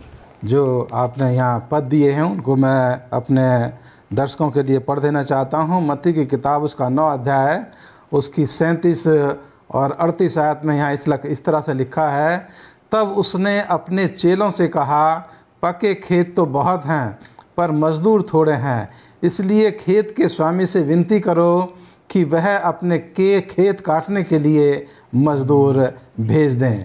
यहाँ जो है हम जब देखते हैं कि यीशु मसीह जो हैं वो दुनिया के ऊपर नज़र डालते हैं और देखते हैं कि कितने लोग हैं जो प्रभु के राज्य में प्रवेश करने के लिए तैयार हैं। लेकिन अगर हम यहूदियों के बारे में सोचें, जिस समय में यीशु मसीह जो है वो अपना जीवन गुजार रहे हैं, तो यहूदी लोगों का ये ख्याल था कि ये जो गुनहगार लोग हैं, ये जो पापी लोग हैं, ये सब ख़त्म होने के लिए हैं, और ये जो खराब लोग हैं ये उस भूसे की तरह हैं जिनको जो है आग में डाल दिया जाना है। केवल यहूदी लोग ही जो हैं वो परमेश्वर के स्वर्ग राज में बचाए जाने के लिए हैं। लेकिन यहाँ यीशु मसीह जो है उन तमाम बाधाओं को जो है तोड़ करके ये लोगों को सिखा रहा है कि देखो कितने खेत पके हुए हैं, लेकिन उनको काटने वाले मजदूर जो हैं वो थोड़े हैं। और इसके लिए वो कहता है कि खेत के स्वामी से विनती करो कि वो जो है मजदूर भेज दे। और इसलिए खुदावंद यीशु मसीह यहाँ पर अपने लोगों को ये जो है रास्ता दिखा रहे हैं कि आप परमेश्वर से प्रार्थना करो कि परमेश्वर जो है इन खेतों को काटने के लिए, इस पक्की फसल को जो है वो बटोरने के लिए वो ज़्यादा से ज़्यादा मजदूर जो हैं वो भेज दें। एक मुझे जो है घटना याद आती है मार्टिन लूथर के समय की, कि मार्टिन लूथर जो है वो हॉस्टल में रह कर के वो एक कॉलेज में पढ़ाते थे और उन्होंने बाइबल पढ़ कर के ये जाना कि मुझे इस हॉस्टल को छोड़ करके मुझे लोगों के बीच में प्रचार करने के लिए जाना है। और उन्होंने जो है अपने दोस्त से कहा कि मैं अब इस हॉस्टल को छोड़ करके लोगों के बीच में खुदावंद का, परमेश्वर का वचन जो है उसको मैं प्रचार करने के लिए जा रहा हूँ। उसके दोस्त ने कहा ठीक है आप जाइए, मैं आपके लिए प्रार्थना करूँगा। और कुछ ही दिन गुजरते हैं कि मार्टिन लूथर जो है वो प्रचार करते रहते हैं, देखते हैं कि कितनी हज़ारों की लोग जो हैं वो उनको सुनने के लिए उनको आते रहते हैं। लेकिन उनका दोस्त जो है वो हॉस्टल में रह करके उनके लिए प्रार्थना करता है। और एक दिन जब वो रात को सो रहा था उसका दोस्त, तो उसको स्वप्न आता है और वो देखता है कि मार्टिन लूथर जो है वो अकेले खड़े होकर के प्रचार कर रहे हैं और कितनी बड़ी भीड़ जो है जो दूर तक है खड़ी है, जहाँ तक मार्टिन लूथर की आवाज़ नहीं जा रही। और उसको देख करके बड़ा ख़राब लगता है। और दूसरे दिन सुबह उठ करके वो तैयार होता है और कहता है कि मैं भी अभी इस हॉस्टल को छोड़ करके, इस कैथोलिक हॉस्टल को छोड़ करके मैं भी प्रचार करने के लिए जाऊंगा। और वो भी मार्टिन लूथर को जो है उसके साथ मिल करके प्रचार करने लगता है। तो इस तरह से जब हम खुदा से प्रार्थना करते हैं तो प्रभु जो है वो हमारे दिल को तैयार करता है और वो जो है मजदूर तैयार करता है। और उस फसल को, जो पक्की फसल है, उस फसल को काटने के लिए वो मज़दूरों के दिलों को जो है तैयार करता है। और मज़दूर जाकर के फिर उस पक्की फसल को, उस पके हुए खेतों को जो है वो काटने के लिए अपने घरों को, अपने गांव को, अपने शहर को छोड़ करके वो लोगों के बीच में जाते हैं और लोगों को शुभ संदेश सुनाते हैं और प्रभु यीशु मसीह के दूसरे आगमन के लिए उनको तैयार करते हैं। तो ये आयत मिसेज भारती में यहाँ यही बताती है कि हम जो हैं परमेश्वर से प्रार्थना करें कि वो जो है लोगों के दिलों को तैयार करे और वो जा कर के लोगों के बीच में वो प्रचार करें। आज ये ज़रूरत है कि आज हम सब जो है क्या करें, अपने घरों से निकलकर बाहर जाएं। फसल जो है वो तैयार है, मुझे और आपको जाना है और उन फसलों को जो है वो काटना है। और परमेश्वर का वायदा है कि परमेश्वर हमारे इसमें मदद करता है। Thank you. धन्यवाद देती हूँ। बिल्कुल सही है कि परमेश्वर हर समय हमारे लिए तैयार रहता है हमारी मदद के लिए। और वो हमें नहीं बल्कि जिनके पास हम जा रहे हैं उनको भी, उनके दिलों को भी वो नम्र करता है और वो इस संघर्ष के समय में हमारी मदद करने के लिए हमारी हर समय तैयार रहता है। तो इसलिए हमें घबराने की ज़रूरत नहीं है लोगों को परमेश्वर के कार्य करने में, और हमें आगे बढ़ना है और उसके कार्य में लगे रहना है। यही मैं बात को कह के अपने इस अध्ययन को आज हम ख़त्म करेंगे। और इसके अंत में मैं चाहूँगी कि पास्टर भारती हम सब के लिए, जो हमारे दर्शक इस पे जुड़े हुए हैं हमारी इस लेसन में, उनके लिए भी आप प्रार्थना करें ताकि उनको भी आशीष मिले। हे ज़मीन और आसमान के बनाने वाले परवरदिगार, हमारे ज़िंदगी के मालिक, हम तेरे पास आते हैं और तुझसे मिन्नत करते हैं प्रभु कि हमने जो कुछ भी सीखा है होने दे परमेश्वर कि हम उसे अपने जीवन में इस्तेमाल कर सकें। हमारे जीवन में परमेश्वर तेरी शक्ति और सामर्थ्य काम करे। हमारे जीवन में जो है परमेश्वर तेरे काम नज़र आएँ और वो लोगों के सामने उनको हम दिखा सकें। और उन तमाम लोगों को जो तेरे शुभ संदेश को सुनना चाहते हैं परमेश्वर, उनके बीच में तेरा शुभ संदेश सुनाया जा सके। तो अपने लोगों को तैयार कर और अपने आगमन के लिए परमेश्वर तैयारी दे। हम तमाम की अगुवाई कर मसीह यीशु के नाम में मांगते हैं, आमीन।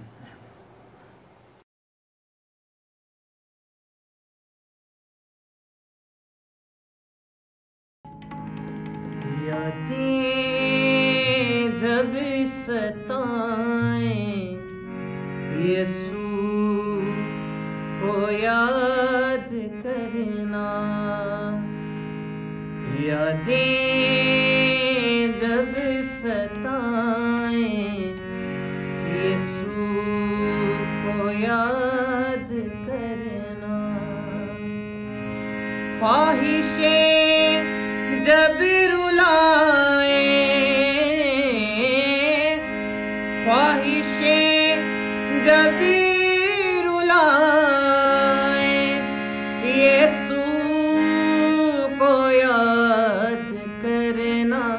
करना करना, यादें जब सताए यीशु को याद करना, यादें जब सताए यीशु को याद करना, ख्वाहिशें जब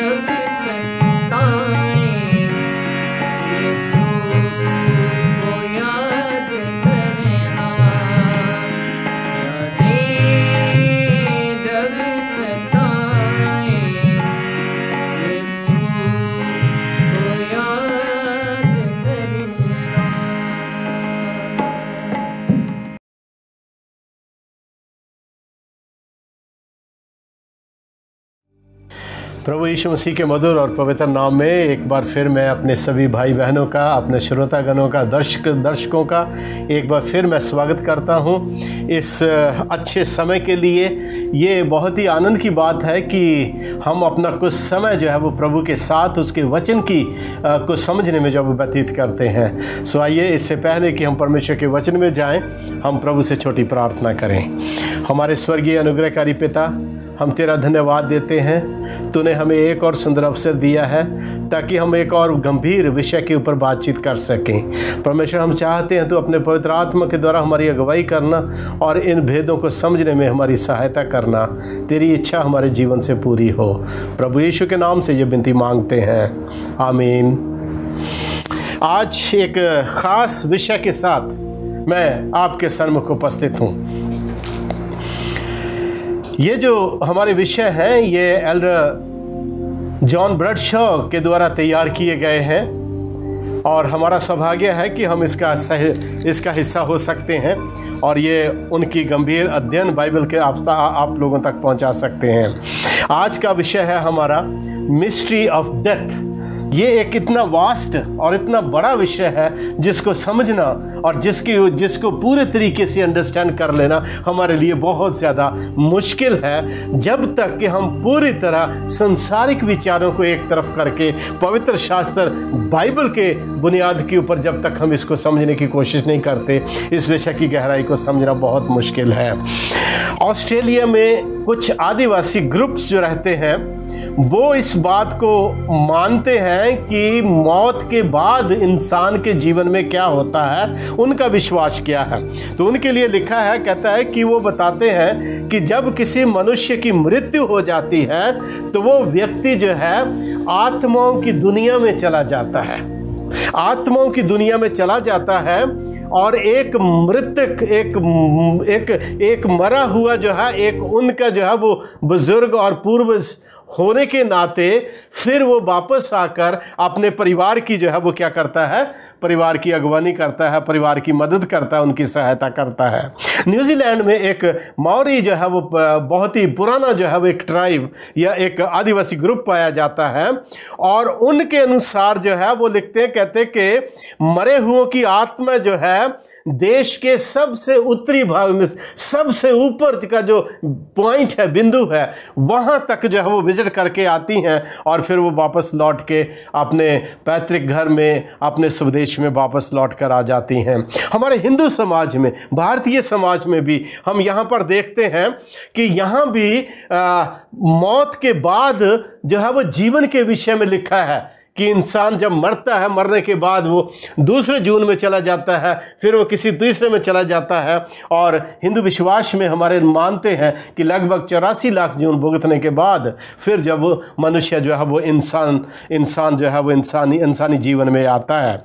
तो इस तरीके से इन सब विचारों से हमें ये पता चलता है कि कहीं ना कहीं लोगों के और संसार के लोगों के दिमाग में ये बात ज़रूर है कि मौत के बाद भी कुछ तो है, कुछ तो इंपॉर्टेंट है, कुछ तो जरूरी है। मौत के बाद कहीं ना कहीं जीवन तो जो है वो पाया जाता है। मिस्री लोग जो हैं, इजिप्शियन पीपल, आप ये देखिए कि वो अपने वो जो है वो अपने जो बनाते हैं, अपने जो वो बड़े बड़े लोगों के लिए जो टोम्स बनाते हैं और उनके जो है वो उनके लिए वो कब्रें बनाते हैं।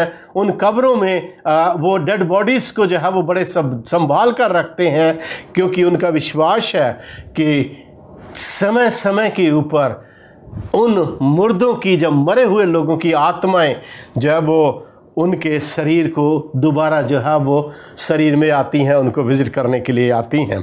तो ये सब चीज़ें जो है, ये सब विश्वास हमको जो है वो ज़िंदगी, मौत के बाद लाइफ और जीवन कहीं पाया जाता है, उसके बारे में बताती हैं। दुनिया में हर साल लगभग 55 मिलियन पीपल हर साल जो है दुनिया में संसार में जो है वो मरते हैं और हर प्रतिदिन, हर मिनट, हर घंटे लोगों की मौत होती है और मरने के बाद वो कहाँ जाते, क्या करते हैं, आज हम इसी गंभीर विषय के ऊपर बातचीत करेंगे। लेकिन हमारी बातचीत का सबसे बड़ा उद्देश्य और जो नींव होगी वो पवित्र शास्त्र बाइबल होगी। वो विचार नहीं होंगे जो हम चारों तरफ अपने लोगों के द्वारा या दंत कथाओं के द्वारा जो है वो हम सुनते हैं। प्रकाशित वाक्य मृत्यु जो है ये हम मान के चलते हैं, मृत्यु अपने आप में एक बहुत दुखदाई है और वो आज तक भी इंसान जो है उस मृत्यु के सत्य को जो है वो एक्सेप्ट नहीं कर पा रहा। क्योंकि जब भी कभी हमारे अजीज मरते हैं, जब भी कभी हमारे प्रियजन इस दुनिया से जाते हैं, तो हम सबको बहुत भयानक जो है वो दुख होता है और अफसोस होता है और हम जो है वो उस सत्य को कि मरण मौत आती है इंसान के ऊपर, हम उस सत्य को जो है वो एक्सेप्ट नहीं कर पाते हैं। इसी तरह प्रकाशित वाक्य में, पवित्र शास्त्र बाइबल में प्रिय भाई बहन लिखा है 21वां अध्याय उसके 4 वचन में, यहाँ लिखता है, कहता है कि प्रभु कहता है कि प्रभु उन लोगों की आंखों से सभी आंसू पोंछ डालेगा और उसके बाद कभी मृत्यु नहीं होगी। इसका मतलब कहीं जीवन तो है और उस जीवन के विषय में पवित्र शास्त्र बाइबल हमको क्या कहती है, हम उसके ऊपर आज जो है वो विचार करते हुए आगे बढ़ते चले जाएंगे। प्रकाशित वाक्य उसमें लिखता है, कहता है क्योंकि प्रभु आप ही स्वर्ग से उतरेगा। थिस्सलुनीकियों की पत्री, बुक ऑफ थिस्सलुनियंस, पहला थिस्सलुनियंस चैप्टर 4 वर्स 16 एंड 17, इसमें जो है वो परमेश्वर का सेवक पौलुस लिखता है प्रभु यीशु मसीह के पवित्र आत्मा से प्रेरणा पाकर, वो कहता है क्योंकि प्रभु आप ही स्वर्ग से उतरेगा, उस समय ललकार और प्रधान स्वर्गदूत का शब्द सुनाई देगा और परमेश्वर की तुरही फूंकी जाएगी और जो मसीह में मरे हैं वो पहले जी उठेंगे। There is life after death, this is what Bible says. पवित्र शास्त्र बाइबल हमको यही कहता है कि मरने के बाद जीवन है और वो जीवन कैसे मिलता है हमको और जीवन के हकदार और अधिकारी हम कैसे हो पाते हैं, उसके ऊपर हम जो है वो बातचीत करते चले जाएंगे। 17वें वचन में लिखता है, उसमें लिखता है तब हम जो जीवित होंगे, इसका मतलब उस टाइम पे लोग जीवित भी होंगे जब प्रभु यीशु मसीह आएंगे अपने प्रतिज्ञा के अनुसार। लिखता है उस समय जब हम जीवित होंगे उनके साथ बादलों पर उठा लिए जाएंगे कि हवा में प्रभु से मिले और इस रीति से हम सदा प्रभु के साथ रहेंगे। प्रिय भाई बहन, there is life after death, but what happens between death and resurrection, ये हमारा खास विषय है। ये हमारा खास वो विचार आज का होगा कि मरने के बाद और जी उठने के बीच जो है वो क्या होता है। बाइबल में बहुत अच्छी कहानी दी गई है, लाजर की कहानी। लाजर जो था प्रभु यीशु मसीह का एक शिष्य था और उसकी 2 बहनें थी, मरियम और मार्था।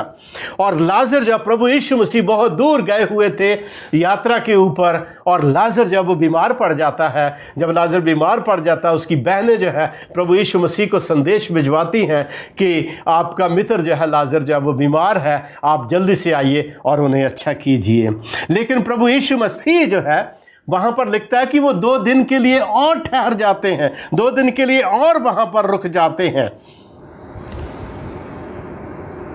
और जब वो 2 दिन के लिए और वहां पर रुक जाते हैं, उसके बाद वो अपने चेलों से कहते हैं कि हमारा भाई लाजर सो गया है, मैं उसे जगाने के लिए जाता हूं। प्रिय भाई बहन, याद रखिए प्रभु यीशु मसीह ने विधवा के बेटे को जीवित किया, नैन की विधवा के बेटे को जीवित किया। प्रभु यीशु मसीह ने जायरस की बेटी को जो है वो जीवित किया। प्रभु यीशु मसीह ने लाजर को जो 4 दिन का मरा हुआ व्यक्ति था उसको प्रभु यीशु मसीह ने जीवित किया। प्रिय भाई बहन, और लिखता है, कहता कि जो सबसे बड़ा जो भयानक थॉट है हमारे सामने वो यही है, यहाँ पर शैतान ने सबसे अधिक हमला या अटैक जो वो कर रखा है, आक्रमण कर रखा है, और जिसके द्वारा वो मनुष्य को इस दुनिया से बहकाकर अंधकार की ताकतों में लेके चला जाता है।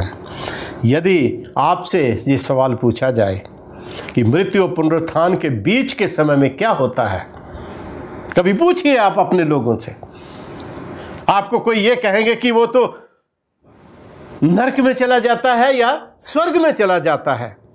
और कई बार लोग ये कहते हैं कि वो तो स्वर्गदूत बन जाता है स्वर्ग में जाकर, और कई बार कहते हैं कि वो भूत बन जाता है। अलग अलग विचार इस संसार में पाए जाते हैं। और एक और जो है वो ऑस्ट्रेलिया में बड़ा अच्छा थॉट पाया जाता है, हेलोविन हाउसेस पाए जाते हैं। हेलोविन हाउसेस जो है वो इस तरीके के घर बना के रखते हैं, शुद्ध हवा के घर बना के रखते हैं, और वो मानते हैं कि समर के अंतिम समय में जो मृतकों की आत्माएं हैं और उनके शरीर जो है उनके बीच में बहुत कम फासला जब रह जाता है, और वो एक ऐसा जो है वो पर्देदार चीज बना के रखते हैं जिससे वो उसको जो है वो उनकी आत्माओं को जब वो देख सकें। तो ये सारे अलग अलग विचार दुनिया में पाए जाते हैं, पर हम लोग जो है बाइबल के सब विचार को लेके चलेंगे। आज एक और थॉट मैं आपको बताना चाहता हूं कि लिखता है, कहता इंग्लैंड में कैम्ब्रिज में एक विज्ञानी था, एक साइंटिस्ट था, एक थ्योरेटिकल फिजिस्ट, और वो व्यक्ति ऐसा था जो विश्व धर्म में विश्वास नहीं करता था। और ये व्यक्ति जो था वो, इसका नाम था स्टीफन, और ये अपने आप को नास्तिक कहता था अपने आप को। और वो कहता था कि फालतू में लोगों को जो है वो अंधेरों से और गलत बातें बता बता के उनको डराया जाता है। ये सब जो कुछ भी कहानियाँ पाई जाती है ये सिर्फ जो है वो स्वर्गदूतों की, जैसे बच्चों को कहानियाँ सुनाते हैं वैसे जो पाया जाता है। लेकिन वो बताता, कहता कि मैं ये विश्वास करता हूँ कि शायद दुनिया में कोई स्वर्ग कोई नरक नहीं है, संसार में कुछ भी नहीं है, और मैं पक्का नास्तिक हूँ, वो जो कहता है।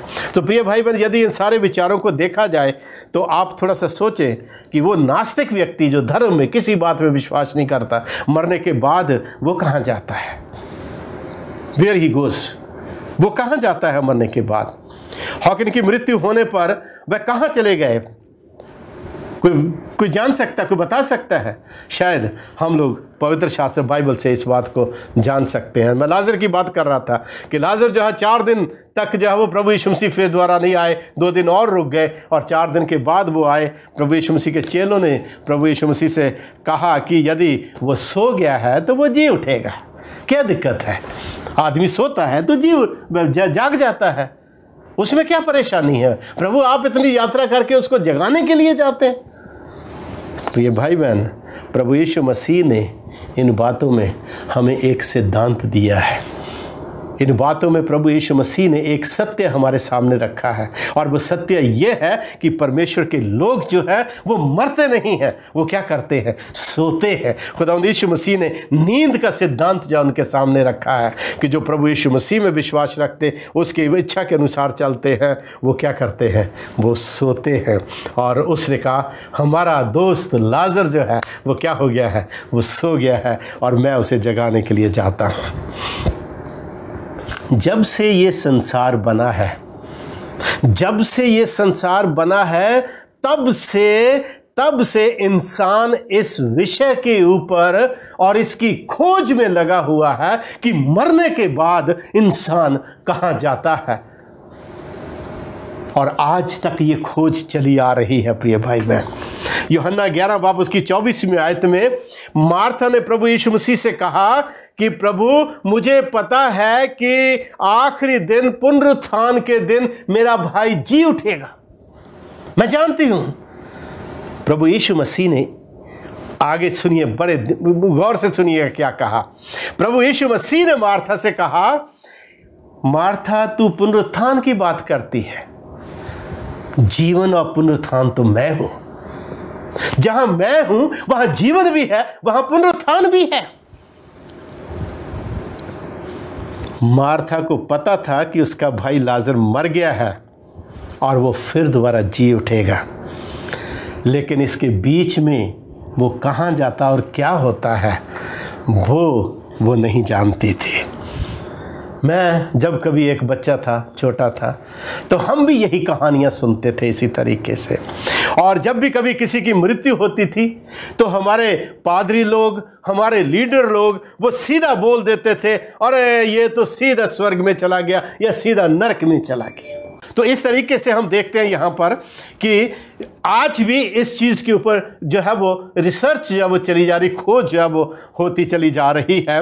और पवित्र शास्त्र बाइबल में लिखा है कि उसकी सोल जो है, उसकी हिंदी में आत्मा कहते हैं, इंग्लिश में सोल कहा गया है, उर्दू में जो है वो रूह कहा गया है, वो जो है वो कहीं ना कहीं मरने के बाद जब वो चली जाती है, कहीं चली जाती है। उत्पत्ति की पुस्तक 2:7 में हमें बहुत अच्छा ख्याल मिलता है। यहाँ लिखता है कि व्हाट इज सोल, सोल है क्या चीज़, इसका वर्णन यहाँ दिया गया है। सोल जिसको मैं और आप सोचते हैं कि कोई स्पिरिट है, कोई आत्मा है जो मरने के बाद इंसान के अंदर से निकल के कहीं चली जाती है, उसके विषय में आइए हम थोड़ा सा पवित्र शास्त्र बाइबल में देखें। उत्पत्ति की पुस्तक उसका जेनेसिस चैप्टर 2:7 में यहाँ लिखता है, और यहोवा परमेश्वर ने आदम को भूमि की मिट्टी से रचा और उसके नथनों में जीवन का श्वास फूंक दिया और आदम जीवता प्राणी बन गया। यदि आप इंग्लिश की बाइबल पढ़ेंगे तो वहां लिखता है, कहता है, he became a living soul, वो एक जीवित प्राणी बन गया। So what is soul my dear friends? Soul क्या चीज है? बाइबल में 1701 शब्द जो हैं इसके ऊपर सोल, स्पिरिट, आत्मा, रूह के ऊपर इस्तेमाल किए गए हैं, लेकिन एक भी शब्द जो है किसी ऐसी आत्मा के बारे में हमको जो है वो इंडिकेशन नहीं देता, संकेत नहीं देता कि मरने के बाद कोई ऐसी आत्मा इंसानी जिस्म में होती, शरीर में होती है जो जीवित रहती है, जो जीवित रहती है। बाइबल में प्रभु यीशु मसीह इस वर्ष में लिखते हैं, उसने जमीन की मिट्टी ली, मिट्टी लेने के बाद उसने पुतला बनाया, और पुतला बनाने के बाद जब तक परमेश्वर ने उसके नथनों में जीवन का श्वास नहीं फूंका, तब तक उसके अंदर वो कोई जान नहीं थी, कोई हलचल नहीं थी, कोई सोच नहीं थी, कोई देखना नहीं था, कोई सुनना नहीं था। इट वॉज डेड, मिट्टी थी वो। पर जैसे ही प्रभु ने उसके नथनों में जीवन का श्वास फूंका, बाइबल में लिखता कि वो जीवित प्राणी बन गया। He became a living soul, वो एक जीवित प्राणी बन गया। सो हमारा लेसन तो बहुत बड़ा है, लेकिन हम जल्दी जल्दी इसको कवर करेंगे। शायद हो सकता है मैं पूरी तरह आपकी इसकी गहराई को आपके सामने ना रख सकूं, लेकिन मैं आपको ये बताना चाहता हूं प्रिय भाई बहन कि परमेश्वर ने हमें जीवन दिया है, और जीवन वो सिर्फ प्रभु यीशु मसीह में है और कहीं नहीं है। और जो इधर उधर विचार हमारे सामने आते हैं, वो विचार सारे जो है वो धोखा है, गलत है। पवित्र शास्त्र बाइबल का जो है वो गलत जो है वो एक्सप्लेनेशन दिया जाता है। बाइबल में कई जगह उर्दू में जहां लिखा है कि परमेश्वर का दम, वहां हिंदी में लिखा है श्वास या प्राण, और कई जगह के ऊपर यह भी ट्रांसलेशन किया गया आत्मा। तो इन सारे शब्दों को, सारी सत्यता को यदि हम बहुत सारे ट्रांसलेशन अलग अलग लेके देखते हैं तो हमें पता चलता, हम कंफ्यूज हो जाते हैं कि ये एक्चुअल में है क्या चीज़, ये एक्चुअल में है क्या चीज़। भजन संहिता 146 में लिखता है, कहता वो मेरे साथ, वो यहाँ पर लिखता, कहता उसका प्राण भी, मनुष्य का प्राण भी निकलेगा और वह भी मिट्टी में मिल जाएगा, और उसी दिन उसकी सारी कल्पनाएं क्या हो जाएंगी? नष्ट हो जाएंगी।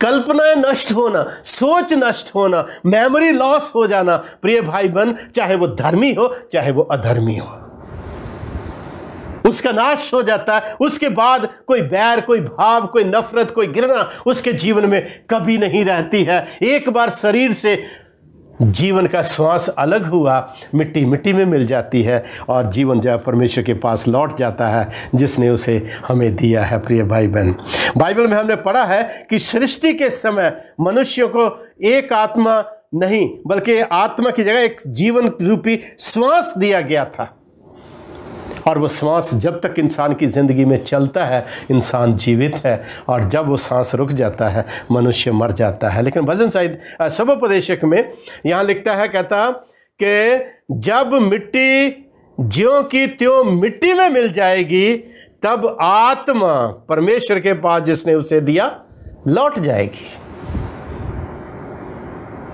लेकिन हमारे यहाँ थॉट क्या चलते हैं?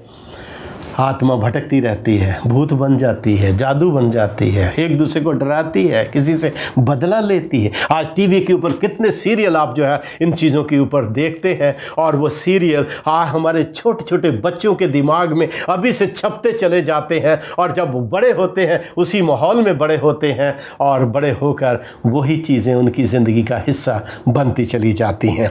मेरे प्रिय भाई बहन, याद रखिए ये विषय तो बहुत बड़ा है। आप लोगों के जो प्रश्न होंगे, सवाल होंगे इस विषय के ऊपर बहुत सारे सुनने के बाद, तो आप याद रखिए हम आपको टेलीफोन नंबर अपना देंगे, और आप हमसे जो है वो कंसल्ट कर सकते हैं इसके ऊपर, ताकि इस विषय को हम और गंभीरता से जो है वो सीख सकें, जान सकें।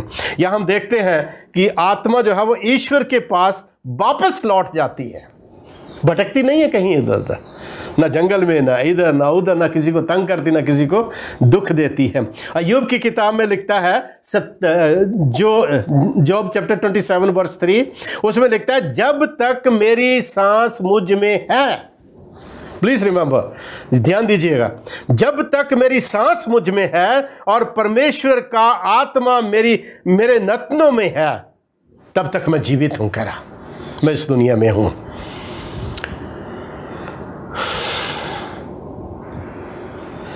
वो आत्मा जो किसी के मरने के बाद, प्रिय भाई बहन, कहीं और जगह चली जाती है, वो कोई दूसरी नहीं, सिर्फ पवित्र, वो सिर्फ जीवन की सांस है, उसके सिवा और कोई नहीं है। जीवन की सांस। अमर कौन है? यदि हम ये चाहते हैं कि इंसान के अंदर कोई अमरता है, तो मैं आपको बताना चाहता हूँ अमर कौन है। पहला Timothy first Timothy chapter 6 verse 15-16 में लिखता है कि दुनिया में, संसार में, पूरे ब्रह्मांड में यदि कोई अमर है तो सिर्फ एक ही अमर है, और वो कौन है? परमेश्वर, प्रभु यीशु मसीह। उसके सिवा कोई अमर नहीं है।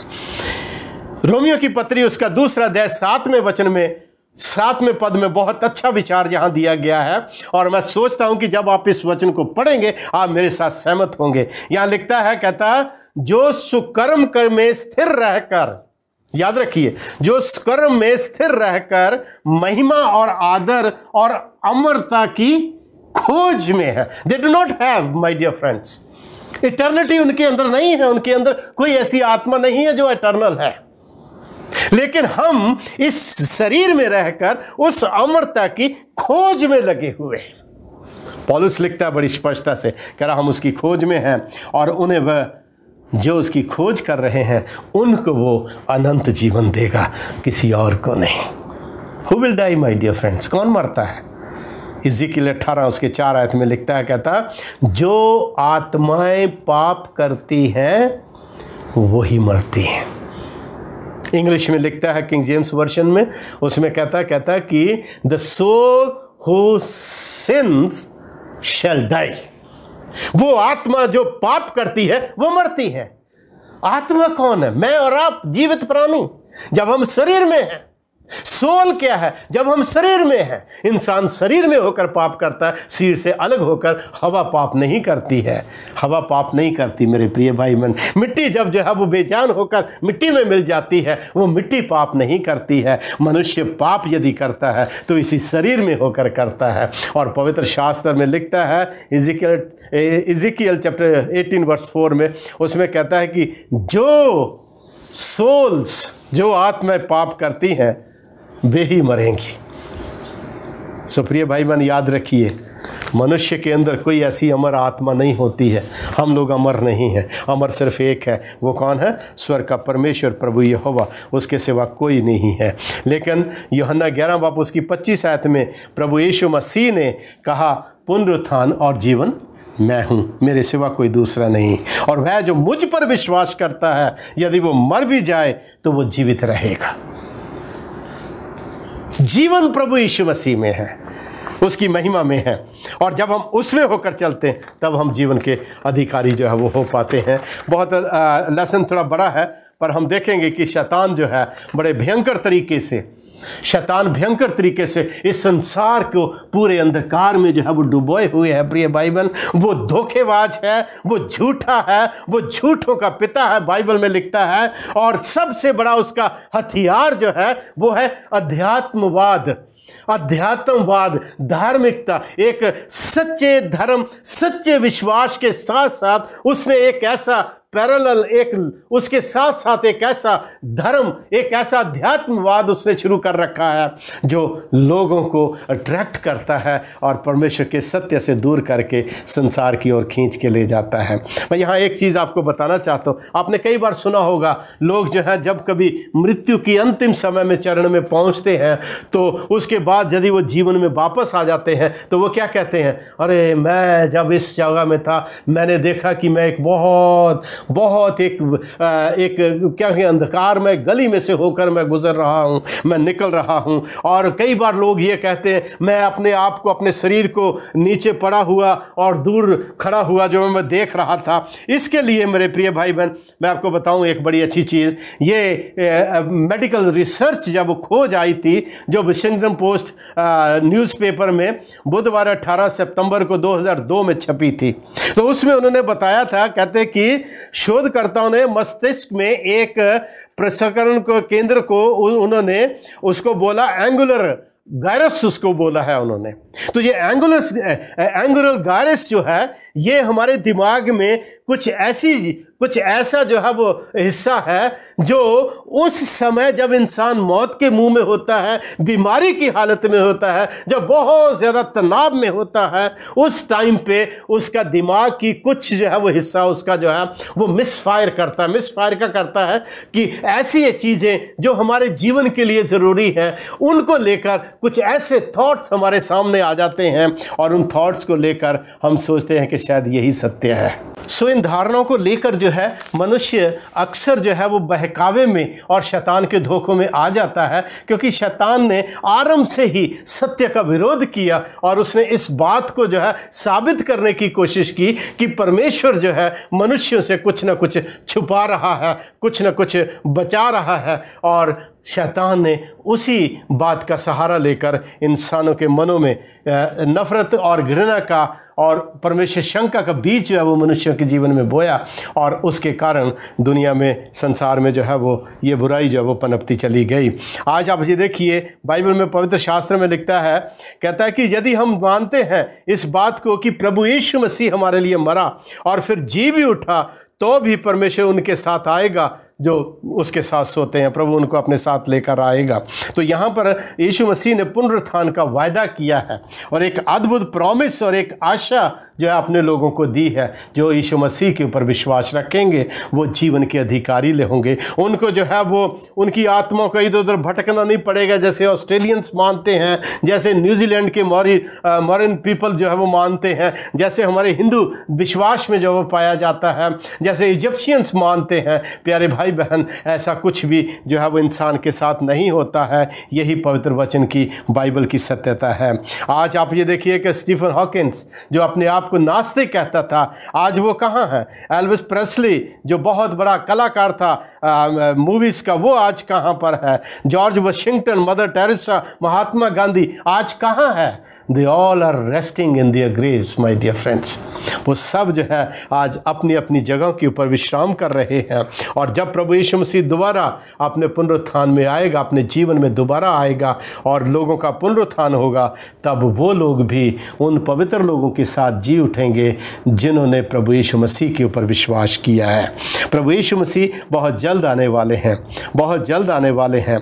इसलिए पहला कुरिन्थियों उसका 15वां अध्याय उसके 51-52 पद में पौलुस जो वो हमें लिखता है, कहता, मैं आपको एक रहस्य की बात बताता हूं, हम सभी सोएंगे नहीं, लेकिन हम सभी बदल जाएंगे एक पल में, क्षण भरते ही, और हमारी आंखों में परमेश्वर की तुरी फूंकते ही, क्योंकि तुरी फूंकी जाएगी और जितने मरे हैं प्रभु में वो सब जिंदा किए जाएंगे और बादलों के ऊपर प्रभु यीशु मसीह का स्वागत करेंगे। सो प्रिय भाई बहन, मृत्यु का रहस्य, मौत क्या है, उसके विषय में और बहुत गंभीर, बहुत गहराई है प्रभु के वचन में, जो हम सभी यहाँ बयान नहीं कर सकते। यदि आप लोगों को और जानने की उत्सुकता है तो आप हमारे फ़ोन नंबर्स आप नोट कर लीजिए और आप उसके ऊपर जो है वो आइए। मेरा फ़ोन नंबर है 8949816488 और इस नंबर के ऊपर आप हमसे कंसल्ट कर सकते हैं। हम और आपकी सहायता कर सकते हैं इन वचनों को समझने की। प्रभु यीशु मसीह बहुत जल्द आने वाले हैं। व्यक्ति शक्ति और महान महिमा में वो दोबारा जब वो आएंगे और जो लोग मसीह में मरे हैं वो प्रभु यीशु मसीह के साथ वापस प्रभु के साथ उन स्वर्गीय घरों में जाएंगे जिनका प्रभु यीशु मसीह ने हमसे वायदा किया था। इन्हीं शब्दों के साथ आइए हम शैतान के धोखों से बचते हुए मसीह के साथ जीने की लालसा रखें और प्रभु यीशु मसीह के विश्वास और भरोसे में बढ़ते चले जाएं। और जैसे जैसे प्रभु यीशु मसीह के विश्वास और उसके भरोसे में बढ़ते चले जाते हैं प्रिय भाई बहन, आप उस महान ज़िंदगी के, महान जीवन के अधिकारी होते चले जाते हैं जिसको देने के लिए हमारा प्यारा प्रभु स्वर्ग से इस पृथ्वी के ऊपर आया। उसने अपना बहुमूल्य लहू हमारे लिए बहाया और उसने कहा अब जो कोई मुझ पर विश्वास करता है चाहे वो मर भी जाए तो भी वो जीवन का अधिकारी होगा। May Lord bless each one of you. प्रभु आपको सबको आशीष दे आपको। और आप इन वचनों को प्रभु प्रिय भाई बहन यदि आपको अच्छा लगे अपने दोस्त मित्रों भाई बहनों के साथ शेयर कीजिए, बांटिए ताकि वो भी इस सत्य को जान सकें और शैतान के धोखों से बाहर निकलकर उस महान जीवन के अधिकारी हो सकें जो प्रभु यीशु मसीह ने हमको दिया है। मे लॉर्ड ब्लेस यू। आमीन। आइए दुआ करेंगे। हमारे दयालु प्रभु तेरा धन्यवाद देते हैं, तूने इस अद्भुत वचन को समझने में हमारी सहायता की। हम चाहते हैं परमेश्वर हमारे जितने भी श्रोतागण हैं, जितने भी हमारे दर्शक हैं परमेश्वर, तो उनको अपना स्वर्गीय ज्ञान देना, बुद्धि आत्मा की भरपूरी देना ताकि वो इन गंभीर विषयों को समझ सकें और शैतान के धोखों से निकलकर तेरे उस महान जीवन के अधिकारी हो सकें जो तूने क्रूस के ऊपर मरकर हम सब के लिए तैयार किया है। इन्हीं वचनों के साथ अपना जीवन तेरे हाथों में देते हुए ये विनती प्रभु यीशु के नाम से मांगते सुन ग्रहण कर। आमीन आमीन।